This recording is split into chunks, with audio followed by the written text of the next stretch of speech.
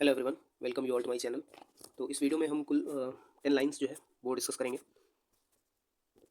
William Shakespeare के work से related ये लाइंस है सभी, और इनका ब्रीफ स्टडी करेंगे हम, मतलब इसको पूरी तरीके से देखेंगे। इसने बोला है कहाँ पे ये प्ले, कहाँ पे ये लाइंस अकर करती हैं, पर्सपेक्टिव क्या है और रीजंस, मतलब हर एक चीज़ एवरी एस्पेक्ट 360 देखेंगे। तो विलियम शेक्सपियर का होगा मेनली, इसमें टेम्पेस्ट से रिलेटेड, जो विलियम शेक्सपियर का ट्रेजिक कॉमेडी है टेम्पेस्ट, उससे रिलेटेड लाइंस है। और बाकी विलियम शेक्सपियर की लाइफ पे और क्रिटिसिज्म पे, इन सबसे रिलेटेड लाइंस है, इंपॉर्टेंट लाइंस है सारी। तो चलिए स्टार्ट करते हैं। पहली लाइन आपकी स्क्रीन पे, there is no art to find the mind construction in the face. He was a gentleman on whom I built an absolute trust. Here King Duncan commented on. तो आपको बताना है कि किंग डंकन ने comment किया है किस पर।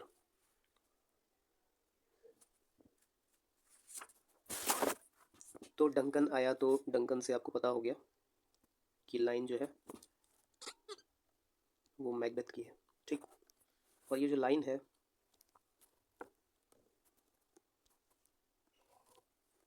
King Duncan has spoken this line to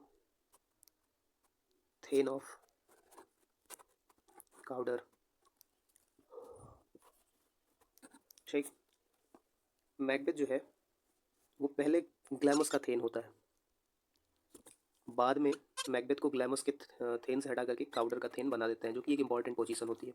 और किंग डंकन ने मैकबेथ को ये पोजीशन दिया होता है, और जिसका प्रोफेसाई जो है, ये थ्री विचेस जो है वो पहले ही कर दी रहती हैं मैकबेथ को। उन्होंने बताया रहता है कि तुम्हें एक इंपॉर्टेंट पोजीशन मिलने वाली है और उसके बाद तुम स्कॉटलैंड के किंग भी बनोगे। तो मैकबेथ के अंदर एक एम्बिशन पहले से रहता है, ठीक है। और थेन ऑफ जो काउडर रहता है उसको, वो क्योंकि he was executed for treason against king Duncan, तो वो हटा देते हैं। और थेन क्या होते हैं, ये नोबल मैन होते थे फ्यूडल सिस्टम में तब के, ठीक है। तो इतनी सारी बातें थी। ये लाइन जो है थेन ऑफ काउडर से कहते हैं किंग डंकन। अगर मैकबेथ की बात करें तो मैकबेथ जो है वो 1605-06, ये इसका टाइम पीरियड है।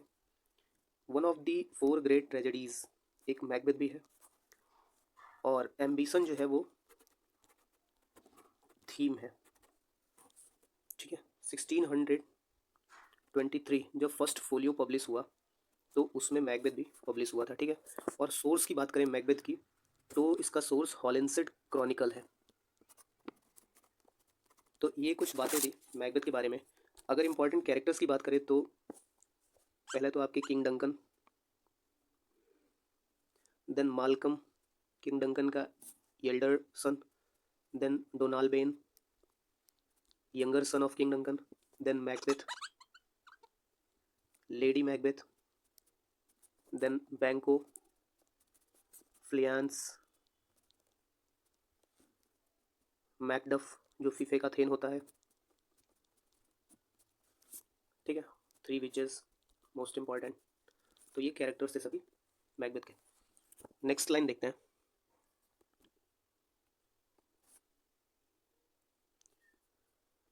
लाइन है, a little water clears us of deed, who says to whom. तो एक्ट सेकेंड, सीन सेकेंड में लेडी मैकबेथ बोलती है ये मैकबेथ से।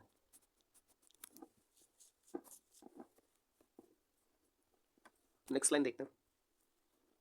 Dear son of memory, great heir of fame, what needst thou such weak witness of thy name, sweetest Shakespeare, fancy's child।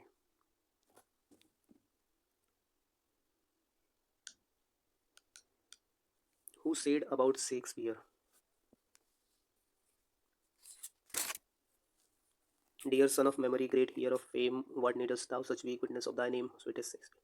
तो आप lines को याद करने का एक तरीका कि इसमें कीवर्ड आप पकड़ लीजिए, जैसे इसमें स्वीटेस्ट शेक्सपियर पकड़ लीजिए, डियर सन ऑफ मेमोरी ये पकड़ लीजिए। तो जब आप ऐसी चीज़ें रिमेंबर करेंगे एग्जाम में, आपको याद आने के चांस ज़्यादा होंगे, ठीक। अब अगर इस लाइन की बात करें तो शेक्सपियर के बारे में ये लाइन जो है वो जॉन मिल्टन ने बोला है। जॉन मिल्टन का 1630 का वर्क है ऑन शेक्सपियर, एक पोयम है ये जिसमें जॉन मिल्टन ने ये लाइंस बोली हैं। और जॉन मिल्टन ने सन ऑफ मेमोरी क्यों बोला है? क्योंकि जो शेक्सपियर के प्लेज, पोएम्स और ड्रामा है, ये लोगों के दिलों में बस गया है। It all are imprinted in the hearts of readers. ठीक है। क्यों? क्योंकि इसमें सोशल थीम्स होते थे, पॉलिटिकल थीम्स होते थे, तो ये सब रीज़न था। नेक्स्ट लाइन देखिए, our myriad minded Shakespeare, this is the phrase about Shakespeare.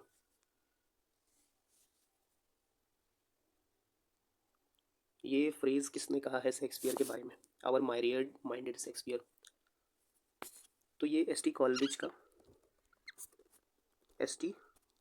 का फ्रेज है शेक्सपियर के लिए। और एक बुक है मैरिड माइंडेड शेक्सपियर, वो बुक जो है वो E.A.J. हॉनिंगमैन का है।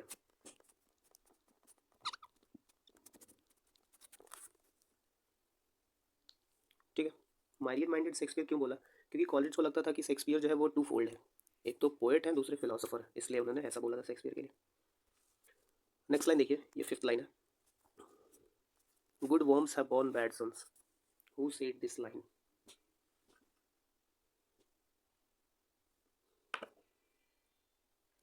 तो ये लाइन जो है वो टेम्पेस्ट की जो हीरोइन है मिरांडा, ये मिरांडा की लाइन है। और इन्होंने तब बोला था जब उनके पिता प्रॉस्पेरो बोलते हैं कि अब एंटोनियो उनका भाई नहीं है, कि वो अब एंटोनियो को अपना भाई नहीं मान सकते, तब मिरांडा ये लाइन बोलती है, गुड वर्म है बॉर्न बैड सन। ठीक है। टेम्पेस्ट की बात करें तो टेम्पेस्ट 1610 टू 1611 का ट्रेजिक कॉमेडी प्ले है, और इसका जो थीम है वो वैल्यू ऑफ फ्रीडम है। ठीक है। ये लास्ट स्टेज, शेक्सपियर के लास्ट स्टेज का वर्क है।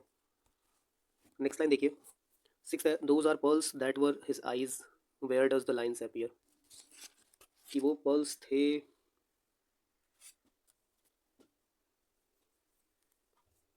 तो ये टी.एस. एलियट की पोएम है द वेस्ट लैंड, उसमें ये लाइन अपीयर होती है, T S. Eliot the waste land में। ठीक है।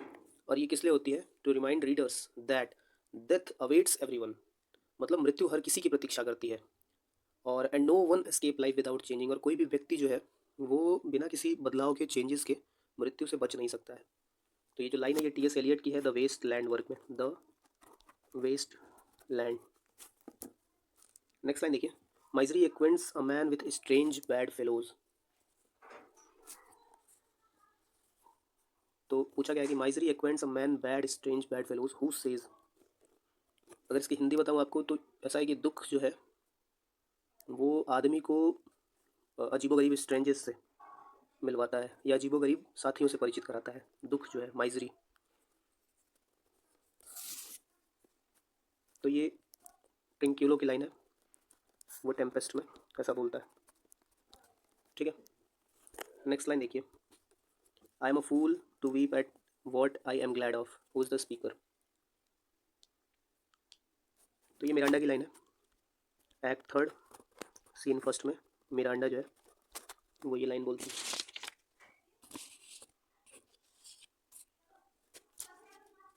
नेक्स्ट क्वेश्चन देखिए, the rare action is in virtue that in vengeance, where do these lines appears? तो ये प्रॉस्पेरो की लाइन है, और प्रॉस्पेरो जो है टेम्पेस्ट में ये लाइन बोलते हैं। अगर इसका मतलब बताऊँ आपको, द रेयर एक्शन मतलब प्रतिशोध की अपेक्षा पुण्य का कार्य अधिक दुर्लभ है। ठीक है। प्रतिशोध की अपेक्षा पुण्य का कार्य अधिक दुर्लभ है, एक्ट 5 और सीन 1 में प्रॉस्पेरो ये लाइन बोलते हैं। लास्ट लाइन देखिए, Graves at my command have waked there slippers, op-ed and let M fourth by my so potent art. तो स्पीकर पूछा है, यहाँ पे स्पीकर कौन है? तो ये भी प्रॉस्पेरो की ही लाइन है, और ये एक्ट 1 और सीन 1 की लाइन है। तो ये कुछ लाइन्स थी, इंपॉर्टेंट लाइन्स थी। आई होप आपको समझ में आएगा चीज़ें। और अगर आप इस चैनल पर नए हैं तो प्लीज़ इस चैनल को सब्सक्राइब करिए। मैं इस तरीके की अच्छी वीडियोस बनाता रहता हूँ, अच्छे क्वेश्चंस और अच्छी लाइन्स को मैं आप लोगों के सामने रखता हूँ, और ये आपके लिए बिल्कुल हेल्पफुल होगा एग्जाम्स में, आपके अपकमिंग एग्जाम्स में, वो जो भी एग्जाम्स हो, JSS, UPT, GD हो, या KVS आने वाला है, KVS की वैकेंसीज अच्छी आने वाली है, उन एग्जाम्स के लिए भी ये लाइन्स इंपॉर्टेंट, ये क्वेश्चन इंपॉर्टेंट रहेंगे, मेरी वीडियोस इंपॉर्टेंट रहेंगी। सो प्लीज़ चैनल को सब्सक्राइब करिए। Thank you everyone.